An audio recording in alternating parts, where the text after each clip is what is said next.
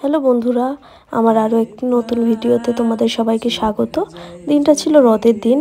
বিকাল বিকাল আমি, তিথি, সম্রাট তিনজনে রেডি হয়ে বেরিয়ে গেছি। যাচ্ছিলাম পৈলান মন্দিরে। আর রাস্তায় বেরোতেই দেখি বাচ্চারা সব পরপর অনেকে মিলেই ছোট ছোট রথ নিয়ে বেরিয়েছে। বেশ ভালো লাগছিল দেখে। তো তারপরে আমরা টোটোতে করেই যাচ্ছিলাম, মন্দিরে পৌঁছেও গেছি। আর এই যে মন্দিরের পাশে মাছ চাষ করা আছে, সবাই খেতে দিচ্ছিল বলে ওরা জড়ো হয়ে এক জায়গায় সবাই কিলবিল কিলবিল করছিল। আরও একটা ব্যাপার যেটা আমার জানা ছিল না, মন্দিরের ভিতরেও রথ হয়। তো আমরা এমনিই গেছিলাম মন্দিরে ঘুরতে, ছুটির দিন, তো একটু ঘুরে আসা যাক এই ভেবে। তো গিয়ে দেখলাম রথ মানে তখনই আসছে। রথটাকে এত সুন্দর করে সাজিয়েছিল যেন মনে হচ্ছে দেখেই যাই।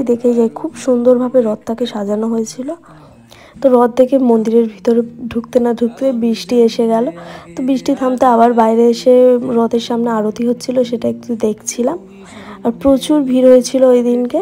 তার মধ্যে থেকে যেরকমভাবে ভিডিও করতে পেরেছি সেইটুকুই তোমাদের সাথে শেয়ার করলাম।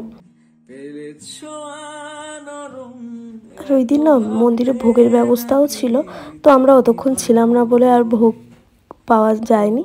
তো ওখান থেকে বেরিয়ে চলে আসি, এসে আমতলার রথের মেলায় যাই। আর ওখানে মা বলেছিল মালা কিনে ঠাকুরকে দিতে আর দড়িতে টান দিতে। তো সেটাই করছিলাম। সেটা করে একটু মেলা ঘুরে আসি মেলা থেকে। দেন রাস্তায় এসে দেখি আরও একটা রথ যাচ্ছে। এতগুলো রথ আমি প্রথমেই দেখলাম। আমাদের ওখানে থাকাকালীন কপারহাটে একটাই রথ হতো, সেটাই দেখতাম। আর পাড়াতে যদি দু একটা বেরোতো, বাচ্চারা বের করতো, সেই রথই দেখতাম। তো দিনটা এইভাবেই কাটালাম, খুব ভালো কেটেছিল। আর তোমাদের সাথেও শেয়ার করলাম। দেখা হচ্ছে নতুন ভিডিওতে। বাই।